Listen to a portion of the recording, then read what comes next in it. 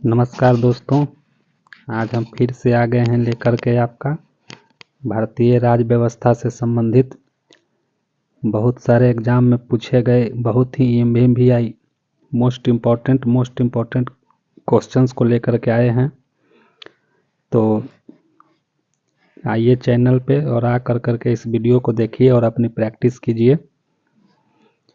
आज के इस वीडियो में हम लेकर आए हैं भारतीय राज्य व्यवस्था में भारतीय संविधान की प्रस्तावना से संबंधित बहुत सारे ऐसे क्वेश्चंस जो कई सिविल सर्विसेज के एग्जाम में पूछे गए हैं। और आप ये सोच सकते हैं कि मात्र एक प्रस्तावना, जिस प्रस्तावना से करीब 50 क्वेश्चंस बन पा रहे हैं। सोचिए, एक जो इतनी छोटी सी प्रस्तावना से सिर्फ प्रस्तावना से 50 क्वेश्चन बने हैं। देखिए कितने तरीके से इसको पूछा जाता है। एक ही बात को कई तरीके से घुमा घुमा कर पूछा जाता है।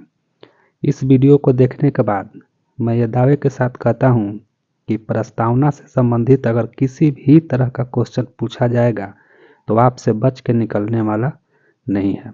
आइए शुरुआत करते हैं। इससे पहले चैनल को सब्सक्राइब भी कीजिए, अगर आप नए हैं तो वीडियो को शेयर भी कीजिए, लाइक भी कीजिए और कैसा लग रहा है ये कमेंट करके हमें ज़रूर बताएं। चलिए क्वेश्चन देखते हैं। आज हम लोग 26 जनवरी 1950 को भारत की वास्तविक संवैधानिक स्थिति क्या थी? इस क्वेश्चन को पूछने का मतलब ये है दोस्तों कि जब भारत में संविधान लागू हुआ था उस समय हमारा संविधान नया नया बना था और उसको हम लोग मूल संविधान कहते हैं। और आज के डेट में जो संविधान हमारे सामने है इसमें बहुत सारे संशोधन हो चुके हैं, जिसे हम लोग कहते हैं संविधान संशोधन। तो आज के डेट में वर्तमान वाले संविधान में और जिस समय संविधान लागू हुआ था वह मूल संविधान में कुछ अंतर आ गए हैं और वह अंतर संशोधन के वजह से है। लेकिन इस क्वेश्चन में क्लियर पूछ रहा है कि 26 जनवरी 1950 को, यानी कि हमारे मूल संविधान के बारे में यह पूछा जा रहा है। ठीक, चलिए देखिए, पूछ रहा है कि 26 जनवरी 1950 को भारत की वास्तविक संवैधानिक स्थिति क्या थी। तो पहला ऑप्शन है लोकतंत्रात्मक गणराज्य, दूसरा है संपूर्ण प्रभुत्व संपन्न लोकतंत्रात्मक गणराज्य। तो जिस समय मूल संविधान था, मूल संविधान में हमारा बी ऑप्शन सही हो जाएगा। ठीक, बी में संपूर्ण प्रभुत्व संपन्न लोकतंत्रात्मक गणराज्य, ए वाला ऑप्शन मेरा सही होगा। लेकिन अगर हम आज के डेट में अगर हम प्रस्तावना की बात करें, यानी आज के डेट में जो हमारे संविधान की प्रस्तावना है उसमें कुछ 42वां संशोधन हुआ है और उस 42वें संशोधन से 3 चीज़ें उसमें जोड़ दी गई, पंथनिरपेक्ष, समाजवादी और अखंडता। 3 चीज़ें उसमें जोड़ी गई है जो कि हमारे मूल संविधान में नहीं था। ये क्वेश्चन तो मूल संविधान से संबंधित पूछ रहा है। सी नंबर ऑप्शन में देखते हैं तो संपूर्ण प्रभुत्व संपन्न पंथ निरपेक्ष लोकतंत्रात्मक गणराज्य, इसमें पंथ निरपेक्ष बता रहा है। पंथ निरपेक्ष हमारे मूल संविधान में नहीं था। डी नंबर, इसमें भी समाजवादी पंथ निरपेक्ष कह रहा है जो कि हमारे मूल संविधान में नहीं था। यह 42वां संशोधन के माध्यम से जोड़ा गया था। तो इस आधार पर हम देखें तो बी नंबर ऑप्शन इस क्वेश्चन का सही आंसर होगा। अगला क्वेश्चन, भारत के संविधान के निर्माताओं का मत निम्नलिखित में से किसमें प्रतिबिंबित होता है? यानी भारत के जो संविधान के निर्माता लोग थे उनका जो विचार था वह उद्देशिका में प्रतिबिंबित होता है। तो इसमें हम लोग इसका ऑप्शन देंगे ए नंबर सही। उद्देशिका को ही प्रस्तावना भी कहते हैं। यही उद्देशिका जो पंडित जवाहरलाल नेहरू के द्वारा पेश किया गया था 13 दिसंबर 1949 को, 13 दिसंबर 1946 को, और यही उनके द्वारा पेश किया गया उद्देशिका आज हमारे संविधान की प्रस्तावना बनी है। ऑप्शन नंबर ए सही हो जाएगा। देखिए दोस्तों, IAS के प्री में पूछा हुआ क्वेश्चन है, 40वीं BPSC में पूछा गया क्वेश्चन। भारतीय संविधान की प्रस्तावना के सिलसिले में निम्नलिखित में कौन सा क्रम सही है? यह क्रम पूछ रहा है दोस्तों, तो क्रम के हिसाब से देखिएगा तो इसमें कोई ऑप्शन सही नहीं है, इसीलिए स्टार लगाया गया है। और जैसा कि आप जानते हैं कि बीपीएससी का तो ये लक्षण है, हर बार क्वेश्चन इस तरह से रखता है कि इनको 4-5 क्वेश्चन हटाने पड़ जाते हैं। ये इसका कोई भी क्रम इसमें सही नहीं है। अगला क्वेश्चन देखते हैं दोस्तों।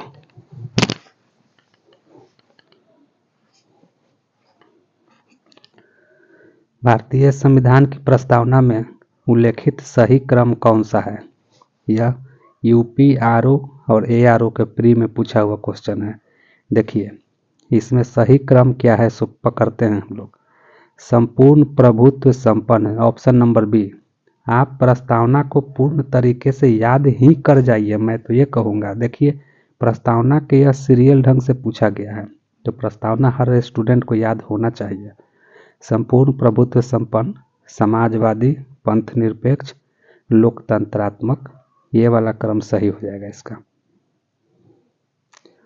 भारतीय संविधान की प्रस्तावना में भारत को किस रूप में घोषित किया गया है? तो भारत को घोषित किया गया है दोस्तों एक सार्वभौम, समाजवादी, धर्मनिरपेक्ष, प्रजातांत्रिक गणराज्य। सी नंबर ऑप्शन सही है। सी नंबर ऑप्शन को ही दूसरे तरह से पूछेगा, देखिए कैसे। सार्वभौम को कहेगा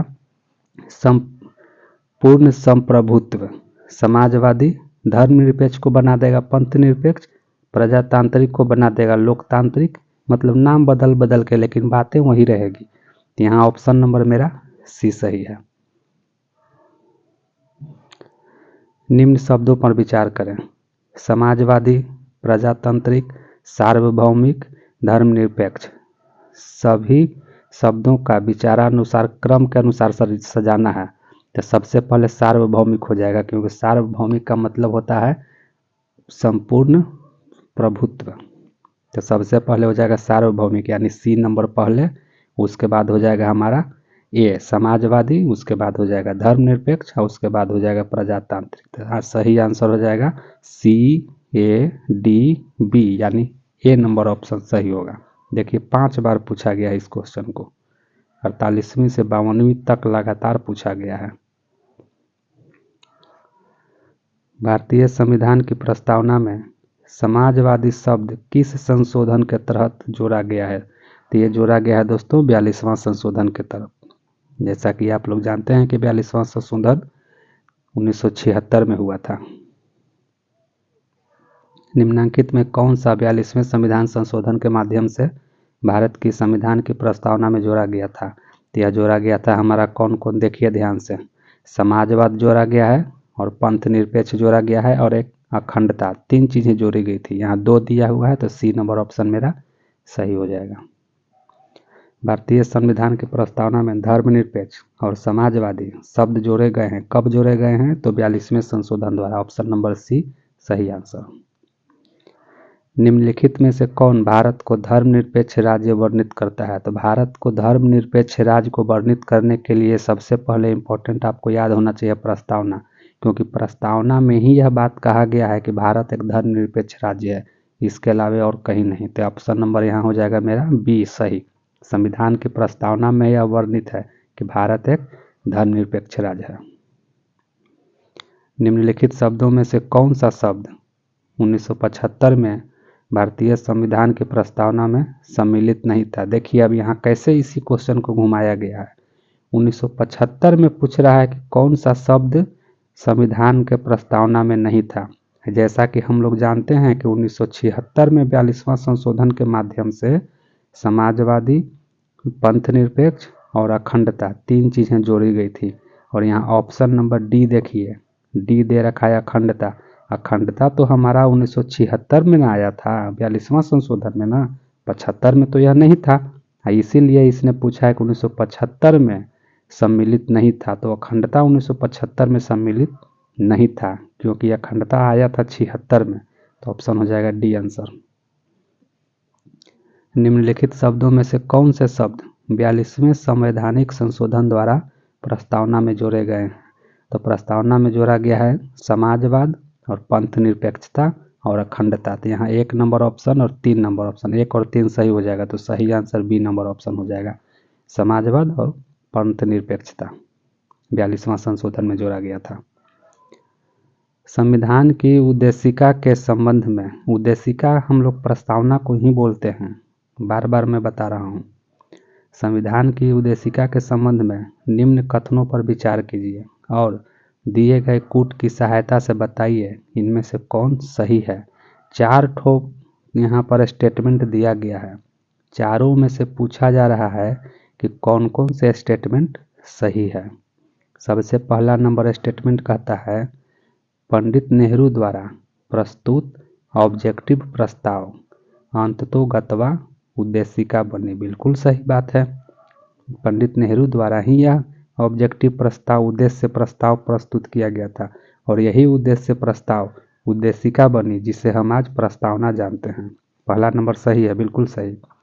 दूसरा नंबर, इसकी प्रकृति न्याय योग्य नहीं है। इसकी प्रकृति न्याय योग्य नहीं है, बिल्कुल सही है दोस्तों, इसको न्यायालय में इन्फोर्स नहीं किया जाता है। तीसरा नंबर, इसका संशोधन नहीं किया जा सकता, ये गलत है। संशोधन अगर नहीं किया जा सकता तो फिर 42वां संशोधन कैसे किया गया? इसका मतलब कि उद्देशिका का संशोधन किया जा सकता है, तो सी नंबर ऑप्शन मेरे यहाँ गलत हो जाएगा। 1 सही है, 2 सही है, 3 गलत है। अब 4 को देखते हैं। संविधान के विशिष्ट प्रावधानों को यह रद्द नहीं कर सकता, बिल्कुल सही है दोस्तों। संविधान के कुछ कुछ विशिष्ट प्रावधान हैं, उसको यह रद्द नहीं कर सकता है, तो चौथा भी सही हो जाएगा। सही ऑप्शन मेरा हो जाएगा बी। 1, 2 और 4 3 सही हैं इसमें, जबकि तीसरा नंबर गलत है। संविधान की प्रस्तावना का विधिक स्वरूप क्या है? ये तो क्वेश्चन इस तरह का है दोस्तों कि अगर मैं इसका आंसर ना बताऊं तो बहुत सारे स्टूडेंट इसमें कंफ्यूज हो जाएंगे। देखिए सभी के सभी एक ही तरह का दिखेगा। चलिए, विधिक स्वरूप क्या है? यह लागू किया जा सकता है, यह लागू नहीं किया जा सकता है, विशेष परिस्थितियों में लागू किया जा सकता है। बताइए कि इसका सही आंसर क्या होगा? तो यह लागू नहीं किया जा सकता है। अब इसका कारण क्या है? तो संविधान की जो प्रस्तावना है दोस्तों, यह कोई संविधान का कोई अनुच्छेद के माध्यम से थोड़े ना इसमें आया है, यह तो शुरू में ही प्रस्तावना के रूप में लिखा गया है। ऐसा तो नहीं ना है कि संविधान की प्रस्तावना फलना नंबर अनुच्छेद में है, फलना नंबर अनुच्छेद में है।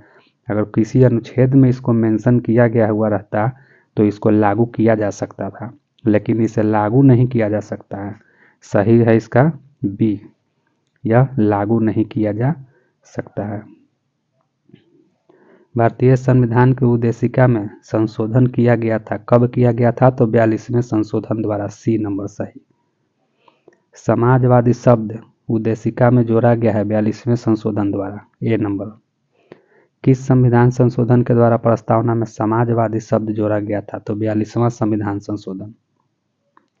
26 नवंबर 1949 को अंगीकृत भारतीय संविधान की प्रस्तावना में शब्द सम्मिलित नहीं थे, यानी मूल संविधान में कौन कौन से शब्द सम्मिलित नहीं थे? तो समाजवादी नहीं था, पंथ निरपेक्ष भी नहीं था, अखंडता भी नहीं था। 1, 2 और 3 चीजें सम्मिलित नहीं थी, तो सही ऑप्शन ए। गणराज्य सम्मिलित था पहले से। भारतीय संविधान की प्रस्तावना में पंथ निरपेक्ष शब्द जोड़ा गया है, कब जोड़ा गया? 42वां संशोधन द्वारा। भारत के संविधान के आमुख का लक्ष्य, आमुख मतलब उद्देशिका, देखिए नाम को ही बस बदल दिया है। देखिए किस तरह से क्वेश्चन को घुमाता है। भारत के संविधान के आमुख का लक्ष्य यानी उद्देशिका का लक्ष्य यानी प्रस्तावना का लक्ष्य उसके सभी नागरिकों के लिए सुनिश्चित करना है। क्या सुनिश्चित करना है? तो इसको सुनिश्चित करना है सामाजिक तथा आर्थिक न्याय, विचार तथा अभिव्यक्ति की स्वतंत्रता, अवसर की स्वतंत्रता, व्यक्ति की प्रतिष्ठा, सभी चीज़ों को सुनिश्चित करता है यह। जैसा कि यह विचार और अभिव्यक्ति की स्वतंत्रता, अवसर की समानता, व्यक्ति की प्रतिष्ठा, 3 चीज़ें तो आपके मौलिक अधिकार के कैटेगरी में चले आए। और ऊपर पहला नंबर स्टेटमेंट में सामाजिक और आर्थिक न्याय, 3 तरह के न्याय की बात की गई थी। सामाजिक न्याय, आर्थिक न्याय और राजनीतिक न्याय, 3 तरह के न्याय की भी बात की गई थी। तो चारों के चारों ऑप्शन सही हैं यहाँ, ऑप्शन नंबर डी सही हो जाएगा। भारत में लौकिक सार्वभौमिकता है क्योंकि संविधान की प्रस्तावना आरंभ होती है, कहाँ से आरंभ होती है, तो हम भारत के लोग शब्दों से। डी नंबर ऑप्शन सही। भारत की प्रस्तावना का शुरुआत ही होता है हम भारत के लोग, भारत को एक संपूर्ण प्रभुत्व संपन्न समाजवादी लोक पंथ निरपेक्ष लोकतंत्रात्मक गणराज्य, इस तरह से इसका स्टेटमेंट शुरू होता है दोस्तों। हम भारत के लोग शब्द का प्रयोग भारतीय संविधान में कहाँ किया गया है, तो संविधान की प्रस्तावना में किया गया है। सभी व्यक्ति पूर्णतः और समान रूप से मानव हैं, यह सिद्धांत जाना जाता है सार्वभौमिकता। सार्वभौमिकता का मतलब ही होता है कि सभी व्यक्ति पूर्णतः और समान रूप से मानव हैं। ऑप्शन नंबर ए सही हो जाएगा। भारत के संदर्भ में निम्न में से कौन धर्मनिरपेक्ष शब्द का सही भाव व्यक्त करता है। देखिए, भारत में धर्मनिरपेक्ष का मतलब सिर्फ और सिर्फ यही होता है कि भारत देश का यानी भारत में राज्य का कोई धर्म नहीं होगा। ठीक, अब आपको बस इतना ही स्टेटमेंट याद रखना है, अपने देश का अपने राज्य का कोई धर्म नहीं है। इसी बात को कितने भी तरीके से पूछे आपको उसमें उलझना नहीं है। ऑप्शन नंबर डी देखिए, डायरेक्ट ऑप्शन नंबर डी देखिए, भारत में राज्य का कोई धर्म नहीं है, यानी भारत किसी धर्म को, भारत का जो भारत राज्य है किसी धर्म को नहीं मानेगा, इसी का मतलब होता है धर्मनिरपेक्ष। बाकी तीन ऑप्शन देखिए, तीन ऑप्शन फंसाने के लिए कैसे कैसे लिखा गया है। भारत में अनेक धर्म हैं, हालांकि देखिएगा तो भारत में अनेक धर्म हैं तो कोई स्टूडेंट इस बात से कंफ्यूज हो सकता है कि भारत में तो भाई बहुत सारे धर्म हैं। भारतीयों को धार्मिक स्वतंत्रता प्राप्त है, बिल्कुल सही, धार्मिक स्वतंत्रता तो प्राप्त है ही है भारत लोगों को। धर्म अनुपालन एक व्यक्ति की इच्छा पर निर्भर है, बिल्कुल सही, हर व्यक्ति अपने अपनी इच्छा के अनुसार धर्म का अनुपालन कर सकता है। A number, B number, C number भी सही है, लेकिन यहाँ धर्मनिरपेक्ष शब्द का सही मतलब ये तीनों में से कोई नहीं है। धर्मनिरपेक्ष शब्द का सही मतलब सिर्फ और सिर्फ ऑप्शन नंबर डी ही होगा, क्योंकि भारत में राज्य का कोई धर्म नहीं है। निम्नलिखित में से कौन सा शब्द भारतीय संविधान की प्रस्तावना में उल्लेखित नहीं है, तो संघीय शब्द भारत के प्रस्तावना में नहीं है। संप्रभुता, लोकतंत्रात्मक, पंथनिरपेक्ष तीनों है, संघीय शब्द जो है प्रस्तावना में कहीं नहीं लिखा गया है।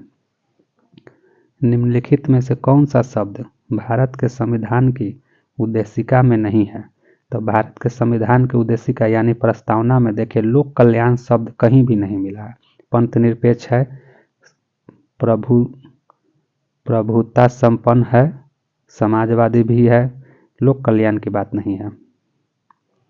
भारतीय संविधान की प्रस्तावना में निम्नलिखित में से किस स्वतंत्रता का वर्णन नहीं है, किस तरह की स्वतंत्रता का वर्णन नहीं है प्रस्तावना में, इस बात पर विचार करिए। विचार की स्वतंत्रता तो खैर ही तो प्रस्तावना की बात ही नहीं है, विचार की स्वतंत्रता तो मौलिक अधिकार में चला गया।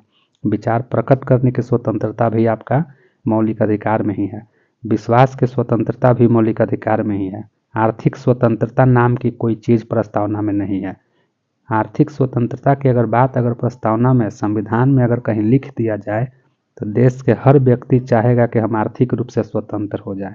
एक भीख मांगने वाला भी कहेगा कि हमको आर्थिक रूप से स्वतंत्र करिए, हम आर्थिक रूप से गुलाम हो चुके हैं, हमारे पास पैसे नहीं हैं। तो आर्थिक स्वतंत्रता का कोई मीनिंग हमारे संविधान में कहीं नहीं है, प्रस्तावना में कहीं भी लिखा हुआ नहीं है। निम्नलिखित में से कौन भारतीय संविधान की प्रस्तावना में उल्लेखित नहीं है, तो देखिए हम अभी आपको बताए हैं तीन तरह के न्याय की बात की गई है, सामाजिक न्याय, आर्थिक न्याय और राजनीतिक न्याय। इसको तो आप रट्टा ही मार जाइए क्योंकि ये बार बार क्वेश्चन पूछता है। सामाजिक न्याय, आर्थिक न्याय और राजनीतिक न्याय, तीन तरह के न्याय की बात की गई है, धार्मिक न्याय की बात कहीं नहीं है। तो हमारा डी नंबर ऑप्शन इसमें आंसर बनेगा। सामाजिक न्याय, आर्थिक न्याय, राजनीतिक न्याय तो है ही है प्रस्तावना में। संविधान की प्रस्तावना के बारे में कौन सा कथन सही है, सही चीज पूछ रहा है। समाजवादी धर्मनिरपेक्ष शब्द 1950 में लागू संविधान के अंग नहीं थे, बिल्कुल सही बात है। 1950 में जो मूल संविधान लागू किया गया था उसमें समाजवादी और धर्मनिरपेक्ष और अखंडता, तीन चीज़ तो उसमें था ही नहीं, तो ऑप्शन नंबर ए सही है। जरा बी के बारे में देखते हैं। उक्त शब्द यानी ये तीनों शब्द 77 में संशोधन द्वारा जोड़े गए, बिल्कुल गलत, 76 में जोड़े गए थे। उक्त शब्द 85 में जोड़े गए, बिल्कुल गलत, 76 में जोड़ा गया है। उक्त शब्द संविधान की प्रस्तावना के अंग नहीं है, एकदम गलत, प्रस्तावना के अंग है, 42वां संशोधन से जोड़ करके अंग बना दिया गया है। तो बी सी डी गलत हो जाएगा, सही आंसर ए। भारतीय संविधान का कौन सा भाग संविधान की आत्मा कहलाता है? तो उद्देशिका यानी प्रस्तावना, प्रस्तावना को ही संविधान की आत्मा कहा जाता है। हालांकि इस पे मैं एक चीज़ आपको बता दूं, क्वेश्चन पूछेगा आपसे कि भारतीय संविधान की आत्मा किसे कहते हैं, तो आप उसे चुपचाप प्रस्तावना यानी उद्देशिका को सही मार के चले आइएगा। लेकिन इसी क्वेश्चन को अगर पूछे कि डॉक्टर भीमराव अंबेडकर के अनुसार संविधान की आत्मा किसे कहते हैं, यानी डॉक्टर भीमराव अंबेडकर के अनुसार अगर कहेगा कि संविधान की आत्मा किसे कहते हैं, तो डॉक्टर भीमराव अंबेडकर जी का व्यक्तिगत उनका सुझाव था कि संविधान की आत्मा, ऑप्शन नंबर जो डी देख रहे हैं ना, संवैधानिक उपचारों का अधिकार, इसको उन्होंने आत्मा का नाम दिया था। क्लियर हो गया? तो ऐसे कुछ नहीं पूछा है, नाम नहीं लिया है डॉक्टर अंबेडकर जी का, चुपचाप संविधान की आत्मा कहा है, तो उद्देशिका सही होगा। लेकिन अगर यहाँ कह देता कि डॉक्टर भीमराव अंबेडकर के अनुसार संविधान की आत्मा कहलाता है, तो ऑप्शन नंबर डी सही हो जाता, संवैधानिक उपचारों का अधिकार। ठीक है, इस क्वेश्चन को बदल के पूछा जाता है दोस्तों। 35, निम्नलिखित में से किसने भारतीय संविधान की प्रस्तावना को हमारे संप्रभु प्रजातांत्रिक गणतंत्र की जन्म कुंडली कहा था? जन्म कुंडली की जब बात आएगा ना, तो के एम मुंशी को सही आंसर बनाइएगा, क्योंकि के एम मुंशी ही है ना प्रस्तावना को संविधान की जन्म कुंडली बोले थे। ठीक, और के एम मुंशी के बारे में एक बात और बता दूं दोस्तों, कि जो प्रारूप समिति का गठन हुआ था, तो प्रारूप समिति में 7 सदस्य थे, जिसके हेड थे डॉक्टर भीमराव अंबेडकर, और उस प्रारूप समिति में मात्र एक के एम मुंशी ही ऐसे थे जो भारतीय राष्ट्रीय कांग्रेस के सदस्य थे। ये क्वेश्चन भी कई बार पूछता है कि प्रारूप समिति के वे कौन सदस्य थे जो भारतीय राष्ट्रीय कांग्रेस के सदस्य थे, तो वहाँ होता है के एम मुंशी जी। संविधान को एक पवित्र दस्तावेज किसने कहा था? तो इसको डॉक्टर भीमराव अंबेडकर ने कहे थे कि संविधान एक पवित्र दस्तावेज है। किस वाद के फैसले में सर्वोच्च न्यायालय ने सर्वप्रथम घोषित किया कि उद्देशिका संविधान का हिस्सा नहीं है? थोड़ा इस पर आप गौर करिएगा। जब प्रस्तावना के बारे में जब विवाद उठा, तो शुरू में प्रस्तावना संविधान का अंग है कि नहीं है, यानी प्रस्तावना संविधान का भाग है, हिस्सा है कि नहीं है, इस पर कंट्रडिक्शन स्टार्ट हो गया। तो सर्वोच्च न्यायालय को कहा गया कि आप ही इसको क्लियरिफाई कीजिए, आप ही इसकी व्याख्या करके बताइए कि क्या प्रस्तावना को संविधान का हिस्सा माना जाए या नहीं माना जाए। तो शुरुआती दिनों में सर्वोच्च न्यायालय ने सर्वप्रथम अपने निर्णय दिया, उसको हम लोग बोलते हैं बेरूबारी। बेरूबारी नाम से एक Berubari versus union of India, एक केस का स्टडी करना होता है। उसी केस के फैसले में सुप्रीम कोर्ट ने यह निर्णय दिया कि उद्देशिका यानी प्रस्तावना संविधान का हिस्सा नहीं है। याद हो गया आपको? तो ये कई बार पूछता है दोस्तों। सर्वप्रथम, फिर से सुनिए, सर्वप्रथम Berubari versus union of India case में सुप्रीम कोर्ट ने यह निर्णय दिया कि प्रस्तावना संविधान का हिस्सा नहीं है। फिर उसके उपरांत यानी उसके बाद फिर कुछ केस ऐसे और गए सुप्रीम कोर्ट में, और उस केस में पुनः सुप्रीम कोर्ट ने ये बेरूबारी वाले फैसले को पलटते हुए यह निर्णय दिया कि सर्वोच्च न्यायालय ने निर्णय दिया कि प्रस्तावना संविधान का हिस्सा है। अगला क्वेश्चन में मिलेगा, अभी देखिए। तो जब हिस्सा नहीं है पूछेगा तो बेरूबारी। ठीक, अब देखिए इस क्वेश्चन को, इसको समझिए। निम्नलिखित में से किस वाद में उच्चतम न्यायालय ने धारणा प्रस्तुत की उद्देशिका संविधान का भाग है? देखिए, उद्देशिका संविधान का भाग नहीं है, यह बताया गया था Berubari versus union of India में। लेकिन संविधान का भाग है, यह बताया गया था ऑप्शन नंबर सी देखिए, बोम्मई बनाम यूनियन ऑफ इंडिया, यानी Bommai versus union of India. इस केस में सुप्रीम कोर्ट ने निर्णय दिया कि उद्देशिका यानी प्रस्तावना संविधान का हिस्सा है। सर्वप्रथम हो गया क्या कि हिस्सा नहीं है बेरूबारी में। फिर उसके बाद आया Bommai versus union of India, जिसमें बताया गया कि प्रस्तावना संविधान का हिस्सा है। इसके बाद फिर एक और केस आया Keshavananda Bharati versus union of India, उसमें यह बताया गया, फिर से बताया गया कि नहीं, प्रस्तावना हिस्सा बनेगा। ठीक, अगला क्वेश्चन देखिए, निम्नलिखित विवादों में किसमें सर्वोच्च न्यायालय ने प्रस्तावना को भारतीय संविधान की मौलिक संरचना का भाग स्वीकार किया है? तो स्वीकार करने के लिए अभी पिछला क्वेश्चन में देखे थे हम लोग, Bommai versus union of India, उसमें भी स्वीकार किया गया। और ऑप्शन नंबर डी देखिए केशवानंद भारती, इसमें भी स्वीकार किया गया कि प्रस्तावना संविधान का हिस्सा है। हाँ, बेरूबारी में क्या कहा गया था कि हिस्सा नहीं है। अगला क्वेश्चन, भारतीय संविधान की प्रस्तावना में जिन आदर्शों एवं उद्देश्यों की रूपरेखा दी गई है उनकी व्याख्या की गई है। किसकी व्याख्या किया गया है भाई प्रस्तावना में? देखिए जरा सा, मूल अधिकारों के अध्याय में, राज्य के नीति निर्देशक सिद्धांतों के अध्याय में, मूल अधिकार, राज्य के नीति निर्देशक सिद्धांत और मौलिक कर्तव्य, तीनों जगहों पे प्रस्तावना की झलक मिलती है। याद रखिएगा, मूल अधिकार में भी प्रस्तावना के आदर्श का झलक दिखाई देता है, नीति निर्देशक तत्व में भी प्रस्तावना के आदर्शों का झलक दिखाई देता है, मौलिक कर्तव्य में भी प्रस्तावना के आदर्शों का झलक दिखाई देता है। इसीलिए इसका सही आंसर हो जाएगा डी। प्रश्न ही यह पूछा है, देखिए क्या, प्रस्तावना में जिन आदर्शों एवं उद्देश्यों की रूपरेखा दी गई है, यानी उसकी रूपरेखा दिखाई देती है, ये तीनों जगहों पर प्रस्तावना की रूपरेखा दिखाई देती है। सी नंबर सही। निम्नलिखित में से कौन एक भारतीय संविधान के उद्देश्यों को प्रतिबिंबित करता है? तो भारतीय संविधान के उद्देश्य को प्रतिबिंबित करेगा उद्देशिका, और उद्देशिका को हम लोग जानते हैं संविधान की प्रस्तावना के नाम से, तो सही नंबर हो जाएगा बी। भारत के संविधान के उद्देशिका में कितने प्रकार के न्याय की व्यवस्था की गई है? 3 प्रकार के न्याय, सामाजिक न्याय, आर्थिक न्याय और राजनीतिक न्याय। भारतीय संविधान की प्रस्तावना में इसके सभी नागरिकों को कौन सा न्याय प्रदान करने की व्यवस्था की गई है? मिलाइए, सामाजिक न्याय, आर्थिक न्याय और राजनीतिक न्याय। डी नंबर सही हो जाएगा। 3 तरह के न्याय की बात की गई है। भारत के संविधान के उद्देश्यों में यानी उद्देशिका यानी प्रस्तावना में एक के रूप में आर्थिक न्याय का उपबंध किया गया है। बताइए आर्थिक न्याय का उपबंध कहाँ किया गया है? तो उद्देशिका और राज्य के नीति निर्देशक तत्व में, 2 जगह पे। भारत के संविधान की उद्देशिका, चलिए यहाँ आइए, जो प्रस्तावना है यह इसी के बारे में पूछ रहा है। संविधान का भाग है किंतु कोई विधिक प्रभाव नहीं रखती।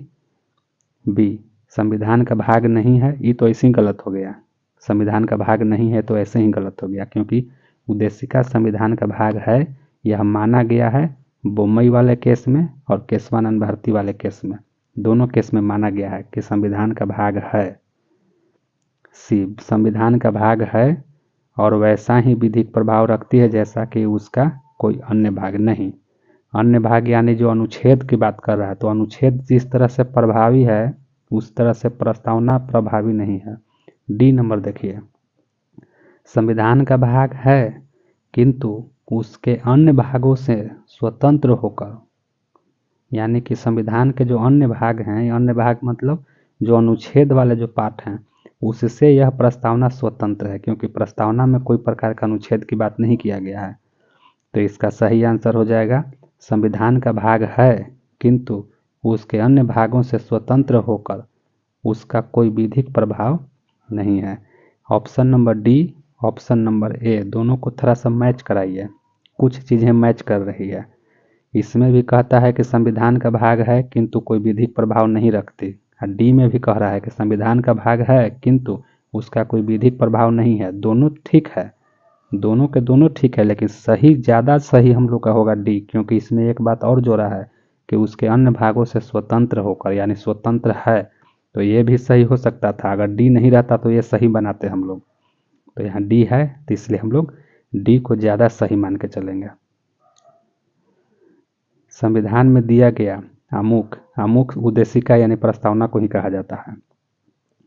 संविधान में दिया गया अमुक न्यायालय में लागू नहीं होता। बिल्कुल सही बात है, न्यायालय में लागू नहीं होता है दोस्तों। महत्वपूर्ण है और उसकी उपयोगिता है, एकदम है। प्रस्तावना का महत्व है और उसका उपयोग भी है। शासन करने के उद्देश्यों को उल्लिखित करता है, बिल्कुल सही बात। संविधान के कानूनी अर्थ निर्णय में सहायता करता है, ये भी सही है, सबके सब सही है। निम्न में कौन सही है? सामाजिक समानता संविधान में प्रत्याभूत नहीं है, गलत। सामाजिक समानता की बात की गई है। सामाजिक समानता अगर नहीं रहती तो जाति पाति को कैसे खत्म कीजिएगा? तो इसीलिए यहाँ सामाजिक समानता संविधान में है, तो ये नंबर ऑप्शन तो नहीं बता रहा है, जो कि गलत हो जाएगा। बी, देश में सामाजिक समानता पहले से ही विद्यमान थी, एकदम नहीं। आज़ादी के पहले या आज़ादी के कुछ दिन बाद तक सामाजिक समानता थोड़े थी, जाति पाति में बंधा हुआ था देश, तो समाज ऊंच नीच के भावनाओं में ग्रसित था, तो पहले से यह विद्यमान था। देश में सामाजिक समानता पहले से ही विद्यमान थी। सॉरी सॉरी सॉरी सॉरी, सामाजिक समानता पहले से विद्यमान थी कह रहा है, जो कि नहीं था, तो बी भी गलत हो जाएगा। सी नंबर, सामाजिक समानता संविधान में प्रत्याभूत है। सामाजिक समानता की बात संविधान में कही गई है, उपयुक्त में से कोई नहीं। सी नंबर ऑप्शन सही हो जाएगा। ये था हमारा आज का अंतिम प्रश्न। अगर वीडियो और प्रश्न अच्छे लग रहे हैं आपको तो चैनल को सब्सक्राइब कीजिए और लोगों को भी बताइए, और बार बार वीडियो को देखिए और प्रैक्टिस करके इन सभी प्रश्नों को आप एकदम इस तरह से कंठस्थ कर जाइए दोस्तों कि क्या कहें। ठीक है, आज के लिए इतना ही। मिलते हैं कल अगले एपिसोड में लेकर के, अगले वीडियो में। मौलिक अधिकार शायद देखेंगे, देखते हैं कल क्या देखते हैं। मौलिक अधिकार कोशिश करेंगे कि देखें, क्योंकि मौलिक अधिकार बहुत लंबा है, तो हो सके उसको हमें 2 या 3 पार्ट में बनाना पड़ेगा, क्योंकि उसमें करीब 150-200 से ऊपर प्रश्नों को मैं लेकर के आऊँगा। ठीक, धन्यवाद।